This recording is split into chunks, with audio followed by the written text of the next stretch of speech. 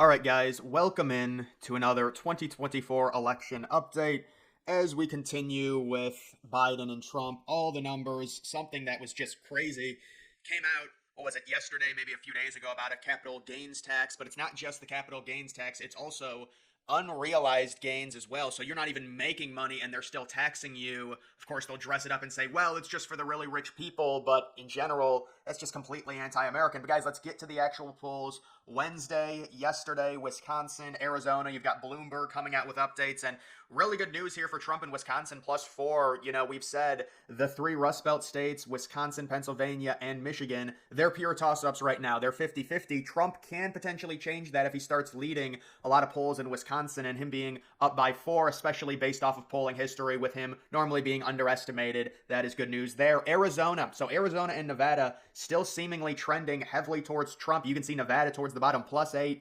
Arizona +7. Both of those states out west could be huge. They would open up many different avenues for Trump. Those are good numbers for him. You've got Georgia. Trump still standing tall with a 6-point lead there. All of the polls out of Georgia, outside of maybe 2 or 3, have been Trump plus at least 4 or 5. Right now, I would say Trump, not a huge favorite in Georgia, but based off of Biden's terrible approval rating, the sentiment, and these polls that come out weekly, Trump is sitting right now around a 75 to 80% chance to win Georgia. Michigan, you do have Biden +2. Pennsylvania, Trump +1. That's why we say, both of those states are very close. When you get a +2, a +1, it's really hard to make out anything. Obviously, both of those states. There were a few polls about a month ago with Trump up, pretty consistently in Michigan, but I just think it's a pure toss-up. In the sentiment with Biden's approval rating, it wouldn't surprise me at all if Trump won both Pennsylvania and Michigan. You go back to 2020, the margins are just so ridiculously close, it's impossible for me to say, outside of looking at the aggregate overall bigger picture, which says Biden has a terrible approval rating. Trump is way more popular now than he was in 2020, and believe it or not, if you compare Trump and Biden based on how likable they are, in 2020, Biden had like a 10 to 15 point advantage. Now Trump actually has a 3-point advantage. That's crazy considering the context of Trump only losing 2020 by about 40,000 votes in several key swing states. That was with him being disliked at a rate significantly more than Biden. Now Biden's more disliked than Trump. Think about what that's going to do to the general election. That's going to help Trump, you would at least think. And those are the numbers right now. We'll see what happens as we get into May, as we get into the summer. You do have North Carolina, Trump just enjoying a huge lead. We're getting to the point with North Carolina, we've got to say that's likely Republican. Everyone's going to say it's a swing state still. Trump barely won it in 2020 and 2016. I see poll after poll after poll, Trump up big in North Carolina. And you don't want to just base it off of one poll, but it's been several polls over 2 or 3 months. If we keep seeing good numbers for Trump in North Carolina, once you get into the early fall, into September, October, the election, man, we can start basically saying Trump's locked up North Carolina. Now, obviously, it's an election, anything can happen, but if Trump is going to lead North Carolina on average by about 6 or 7 points in basically every poll, it's going to look really good, especially when you compare him winning in 2016 and 2020 with worse, significantly worse underlying metrics.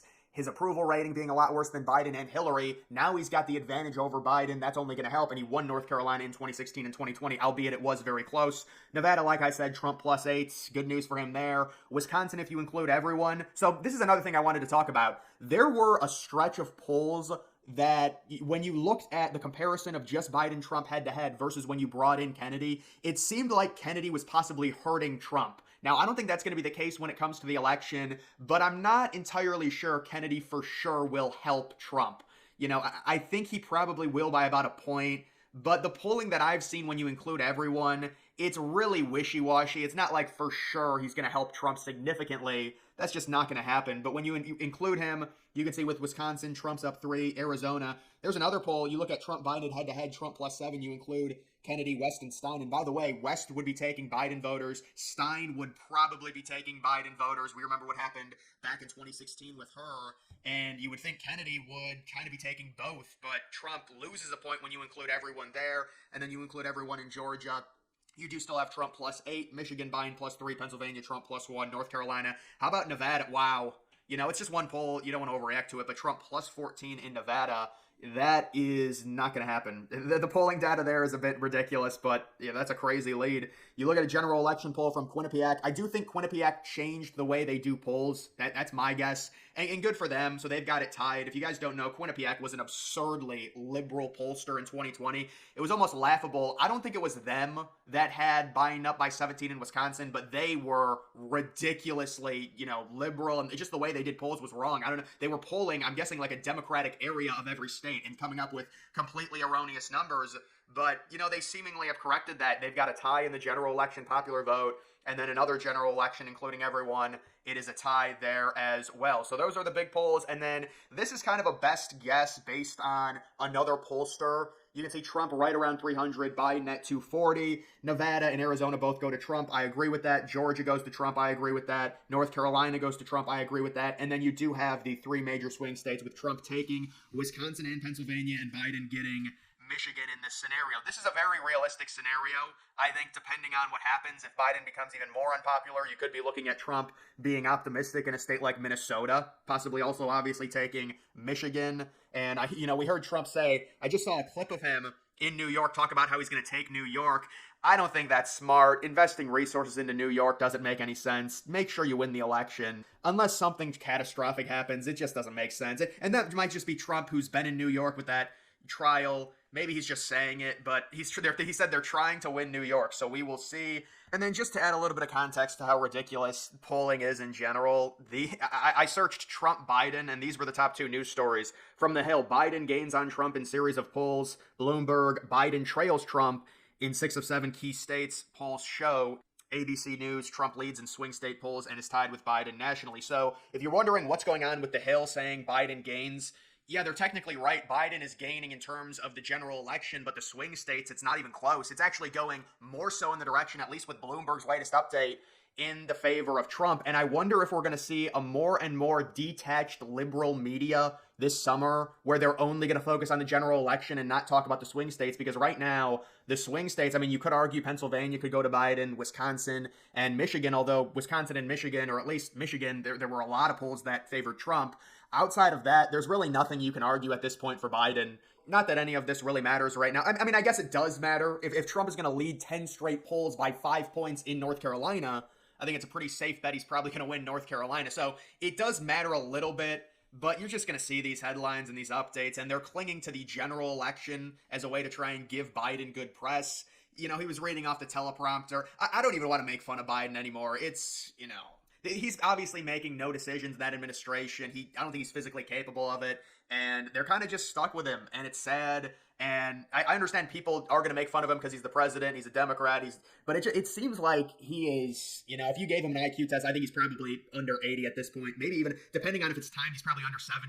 And that's not me hating on Biden. I think it's sad, and it's just they're in such a horrible position. Do you elevate Kamala? You really can't replace Biden with someone else like Newsom, because then he'd be jumping Kamala. And would you really want Kamala? Because then you lose. At least Biden's had a long history of being in the government, and he did beat Trump in 2020. I just think there's a whole lot of bad choices for the Democrats, and that's why they're very likely going to lose this election.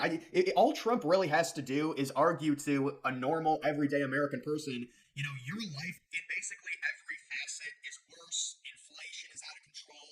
Your purchasing power sucks. There's instability within the world. That's one of the things they try and Trump's going to start World War III.